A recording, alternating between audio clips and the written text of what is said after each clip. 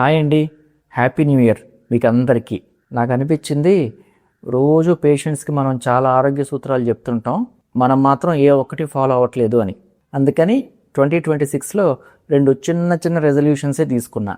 పెద్ద అయితే మన వల్ల కాదులే అని. ఎందుకంటే పాత ఎక్స్పీరియన్సెస్ తోటి రియలైజ్ అయ్యాను. మొదటి రెజల్యూషన్ ఏంటంటే కాఫీలో షుగర్ని అవాయిడ్ చేయటం. ఒక 10 డేస్ నుంచి ఏం చేస్తున్నానంటే కొంచెంగా షుగర్ని తగ్గించుకుంటూ వస్తున్నా.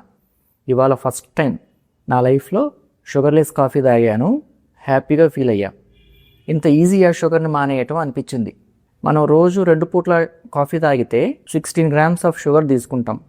అంటే ఒక సంవత్సరానికి 5.7 kgs ఆఫ్ షుగర్ అనమాట. కుదిరితే మీరు కూడా ట్రై చేయండి, ఈజీగా మానేయటం. ఎందుకంటే ఇది one of the white poisons కదా. రెండవది వచ్చేసి మైండ్ స్టెబిలిటీ కోసం ప్రాణాయామ చేయటం. యోగా, మెడిటేషను, ప్రాణాయామ ఇవన్నీ స్ట్రెస్ని, యాంగ్జైటీని తగ్గిస్తాయని సైంటిఫిక్ ఎవిడెన్స్ ఉంది కదా, ట్రై చేద్దాం అనిపించింది. రీసెంట్గా యోగా జాయిన్ అయ్యాను, ప్రాణాయామ కూడా స్టార్ట్ చేశా. అది ఎట్లా చేయాలంటే మనం క్రాస్ లెగ్డ్ పోస్చర్లో కూర్చోవాలి. కూర్చొని హ్యాండ్ని ఇట్లా పట్టుకోవాలి.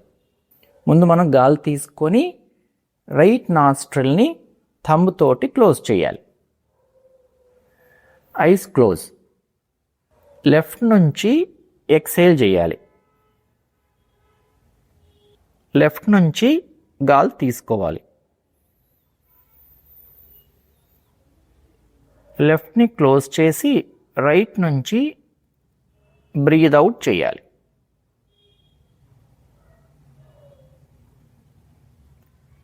మళ్ళీ రైట్ నుంచి గాలి తీసుకోవాలి స్లోగా. రైట్ని క్లోజ్ చేసి లెఫ్ట్ నుంచి గాలి వదలాలి.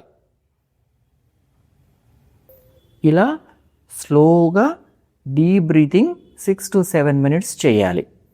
లెఫ్ట్ నుంచి స్టార్ట్ చేశాం కదా, లెఫ్ట్ నుంచే ఎండ్ చేయాలి.